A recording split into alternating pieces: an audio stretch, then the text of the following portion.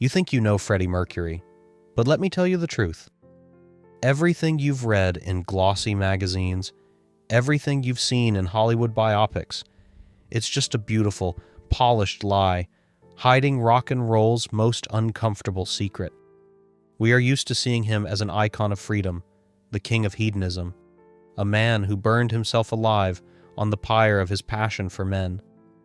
But on November 24th, 1991, the very moment the legend's heart stopped in his Garden Lodge mansion, the story was supposed to end very differently from what you imagine. The script seemed obvious. The king is dead, and his crown should pass to his queen. Jim Hutton, the man who had been with Freddie for the last 7 years, who cared for him as AIDS devoured his body, and who held his hand as he took his last breath. Logical. Absolutely. Fair. Perhaps. But when, a few days later, the wax seal on the will of Britain's wealthiest star was broken in a somber London law office, the air in the room became so thick you could cut it with a knife, and what happened in the next 5 minutes caused those present not just surprise, but genuine visceral shock. Picture the scene. Sitting around the table are the people who considered themselves Freddie's family, his lovers, his assistants, those who shared his bed and his stage, and they are all waiting for their loyalty to be rewarded. But the lawyer reads the document, and every word sounds like a hammer blow to the lid of their hope's coffin.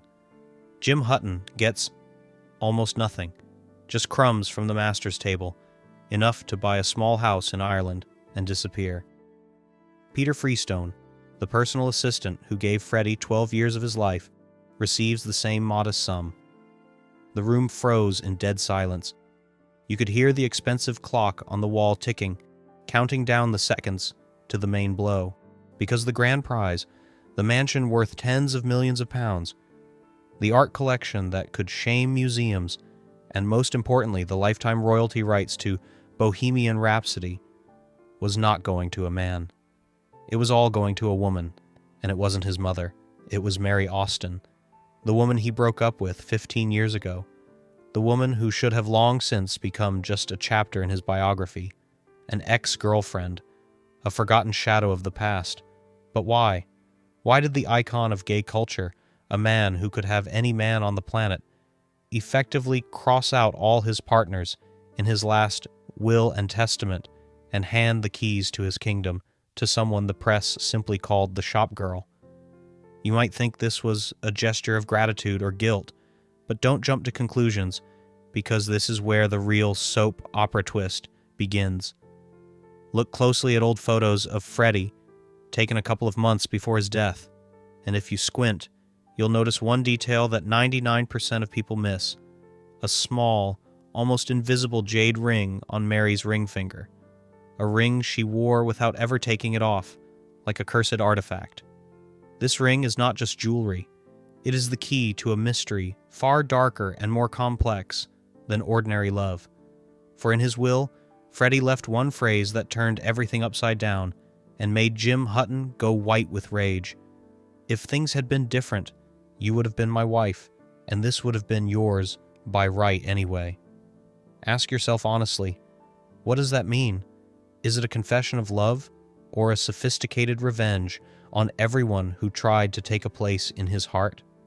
How could it happen that the woman who was the first to hear his confession of unconditional orientation, instead of leaving, became the only person he trusted with not only his money, but his life after death? It seems like madness, but the truth is that Freddie Mercury didn't just love Mary, he was obsessed with her.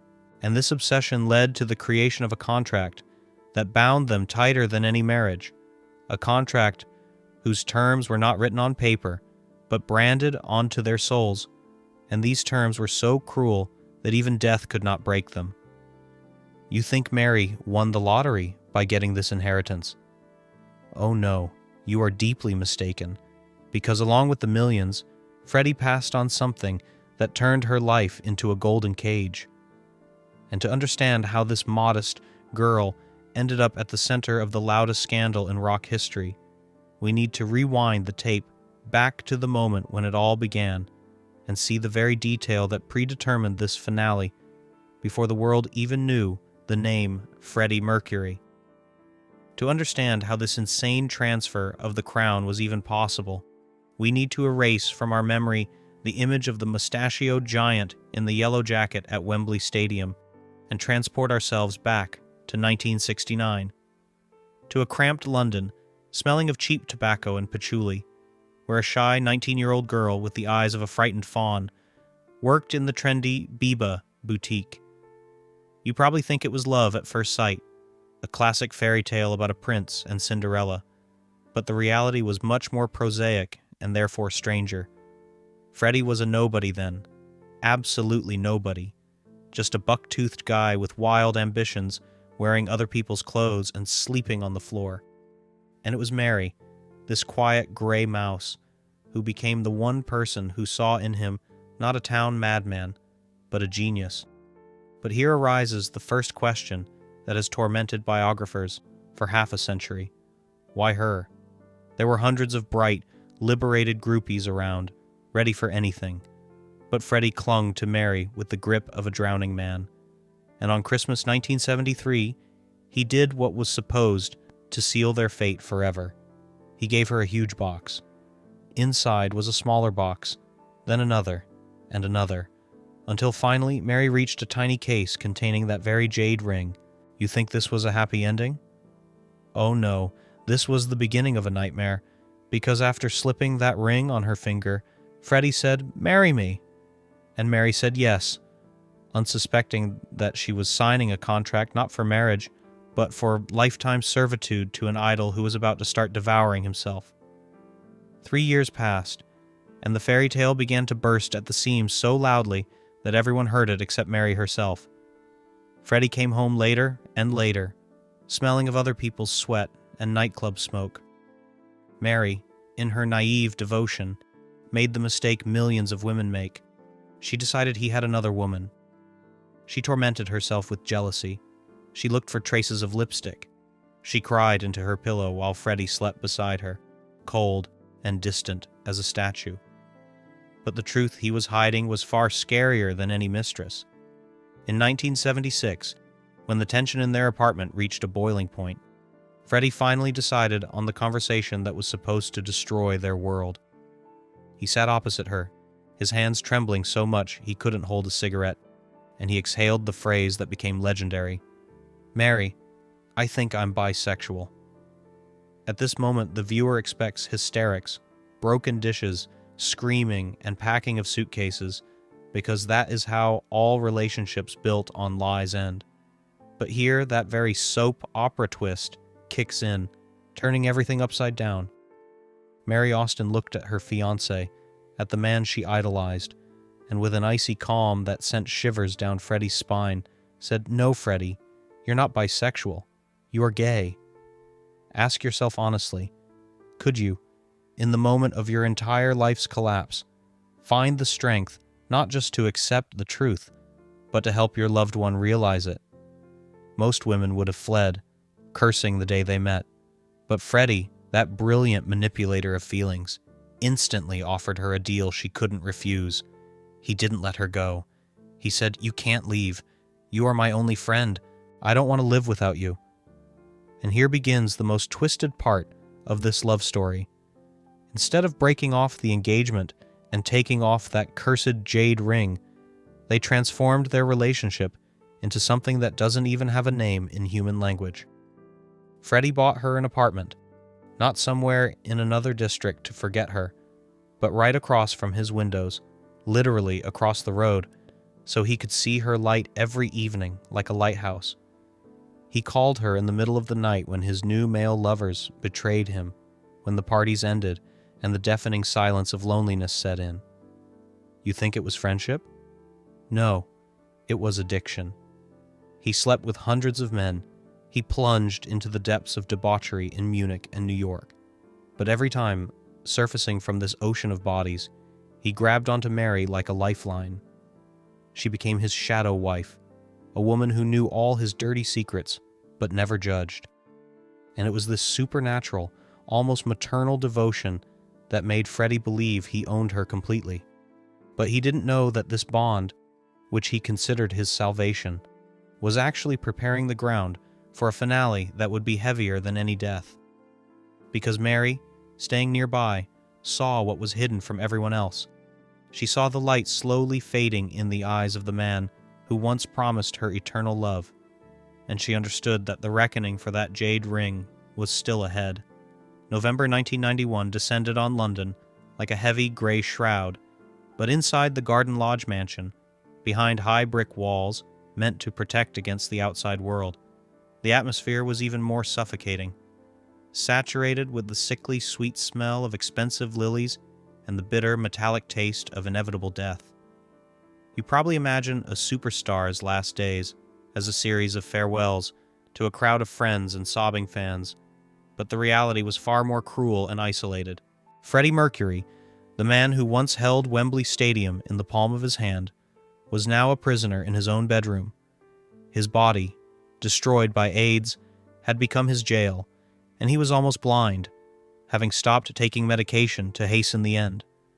There were people constantly in this room: Jim Hutton, his last lover, Peter Freestone, his faithful assistant, and Joe Finelli, his chef. They took shifts at his bedside, creating the illusion of a big family seeing off the patriarch. It would seem that in these final hours, the hierarchy should have disappeared in the face of eternity. But it was here, on his deathbed, that Freddie committed an act that made everyone present feel the icy cold of rejection. At the moment when Freddie's breathing became ragged and heavy, when every breath was a struggle, everyone expected him to ask for a priest, or perhaps want to hold Jim's hand for the last time, the man who loved him selflessly. But Freddie, gathering the last remnants of strength he had, wheezed only one name: Mary. It wasn't just a name, it was an order. And when Mary Austin entered the room, Freddie gestured, a weak, trembling movement of an emaciated hand, for everyone else to leave. Can you imagine this scene? The men who washed him, fed him, changed his sheets were put out the door like servants, while the woman who lived her own life in another house was granted the right to a final audience. The door closed, and that same dead, deafening silence hung in the room, the kind you can only hear in the presence of death, broken only by the hum of medical equipment and the rustle of silk sheets. Mary approached the bed, expecting parting words of love, expecting him to say thank you for the years she had been his anchor. But what happened next was not a scene from a melodrama, but the beginning of a real gothic thriller. Freddie didn't want comfort. He wanted to perform the last, most important manipulation of his life. He found her hand. His fingers were cold as ice and hard as bone, and with unexpected clarity in his voice that was more frightening than delirium, he spoke about what tormented him more than death itself. He was afraid. The king of rock, who didn't give a damn about public opinion, was terrified by one thought: what would be done to him after his heart stopped? He saw what was done to Charlie Chaplin's body. He knew how crazed fans could tear an idol's grave apart for souvenirs, and this fear of desecration turned into paranoia. Mary, he whispered, his unseeing eyes trying to find her face in the darkness of the room. You must promise me one thing. Only you. The viewer at this moment thinks it will be about money, about cats, about the house. But Freddie dropped a burden on her shoulders, heavier than any inheritance. He spoke about the urn, about his ashes. When I am cremated, he said, squeezing her hand so hard it hurt her, I want you to take me, but you won't just bury me. You will hide me. You think you understand the nature of the request? No, you haven't even come close to the level of secrecy Freddie demanded. He set a condition that made Mary lose her breath. No one, absolutely no one in this world, must know where he rests. Not his mother, not his father, not Jim Hutton, not the other members of Queen. You will take me out of here when no one is looking, he continued, dictating the terms of his posthumous disappearance. And you will never, do you hear me, never reveal this secret. This wasn't a request from a dying friend. It was a curse disguised as trust.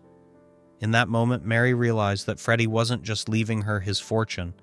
He was leaving her his soul as a hostage, turning her into a living crypt, condemning her to eternal lies before everyone who loved him. She looked at him, at the man she loved more than life, and understood that he was selfishly and irrevocably cutting her off from the possibility of ever mourning him openly, forcing her to become the keeper of a secret that would gnaw at her from the inside for decades. She wanted to scream, to refuse, to say it was too cruel, but looking into his fading eyes, she realized she had no choice. She nodded, and at that moment, Freddie Mercury, the great pretender, calmed down, knowing that his last and grandest trick had succeeded. He would disappear in plain sight, leaving the world to search for his ghost, while the key to the puzzle would hang around the neck of the only woman he truly considered his property. Freddie Mercury died on November 24th, and the world plunged into mourning, colored in rainbow flags and black crepe. But the real drama, worthy of Shakespeare's pen, unfolded not on the pages of newspapers, but behind the tightly closed doors of Garden Lodge, where Mary Austin began to fulfill the promise that turned her life into a spy thriller. You probably think the funeral of a star of such magnitude involves motorcades, helicopters, and live broadcasts. But Freddie, that master of stage effects, directed his exit to fool everyone. The body was cremated, and here begins the most incredible part of this story. The urn, with the great musician's ashes, was not buried immediately. It returned home. Imagine this surreal picture. In the very bedroom where he died, amidst antique furniture and silk drapes, the urn stood for 2 whole years, and no one, not the staff, not the guests, not even Freddie's parents, dared to ask what would happen next. Mary waited. What was she waiting for? A sign? A moment when the paparazzi would loosen their grip? Or could she simply not bring herself to part with him physically, prolonging this strange, otherworldly connection? 2 years later, on an ordinary gray morning, Mary did what seems impossible for a person hunted by the entire British press. She carried Freddie out of the house in plain sight, and no one noticed a thing. How? She didn't hire security. She didn't order a tinted limousine. She simply walked out the doors of Garden Lodge with an ordinary plastic bag in her hands, as if heading to the supermarket or the laundry. You think you know what composure is? Try walking past a crowd of photographers stationed at the gates with the remains of the most famous singer on the planet in a bag, and not betraying yourself with a single gesture or glance. She told the staff she was going for a facial, a brilliant, banal lie that made her invisible. She got into the car alone, without a driver, and dissolved into the streets of London. Where did she go? To Kensal Green Cemetery? Did she scatter the ashes over Lake Geneva? Or did she bury him under a cherry tree in the garden, as some fans speculate? She returned a few hours later, without the bag. From that moment on, Freddie Mercury's whereabouts became a mystery that neither private detectives nor biographers could solve, and this secret sealed her lips forever. But if the disappearance of the ashes was a quiet operation, the reading of the will was a nuclear explosion that destroyed the fragile peace among Freddie's family. Brace yourself, because now we return to that very dagger we planted at the very beginning of the story, the jade ring and Mary's status. Everyone gathered in the lawyer's office. Jim Hutton, who genuinely believed that the last 7 years of love gave him a right to the legacy. Peter Freestone, Joe Finelli. The tension was electric. Jim expected Freddie to leave him the house. After all, he called him his husband. He wore the wedding ring Freddie gave him. But when the lawyer began reading the dry legal phrasing, the faces of those present began to fall, and then turned purple with rage. To Jim, £500,000. To the chef, £500,000. To the assistant, £500,000. That is a huge amount of money for an ordinary person, but for a multimillionaire's inheritance, it was a handout, severance pay for servants. And then Mary's name was spoken. And this is where the puzzle clicked together with a deafening snap, causing that intellectual catharsis that gives you goosebumps. Freddie left her everything, the Garden Lodge mansion with all its contents, half of his multi-million-pound fortune immediately, and most importantly, lifetime rights to the income from his music. Why? The lawyer read a phrase Freddie dictated personally, a phrase that connected that old jade ring of 1973 with this moment of absolute triumph and absolute loneliness. If things had been different, you would have been my wife, and this would have been yours by right anyway. Do you understand what he did? He didn't just give her money. He officially, legally, in the face of eternity, recognized her as his only true spouse, nullifying the significance of all the men who were in his life after her. Jim Hutton was crushed. He felt betrayed, erased, humiliated, because Freddie essentially said, "All of you were just episodes, and she is my destiny." Mary Austin walked out of the lawyer's office the richest woman in rock history. But when she returned to the empty mansion, where every room screamed of his absence, she realized that this victory tasted of ash. She was left alone in a golden cage, the widow of a man she never married, the guardian of a grave that does not exist, with a jade ring on her finger that now weighed more than this entire cursed house. Many call this the greatest love story of the 20th century, but if you look into Mary Austin's eyes today, you won't see the triumph of a victor, but the deep frozen sadness of a person who has outlived their own life.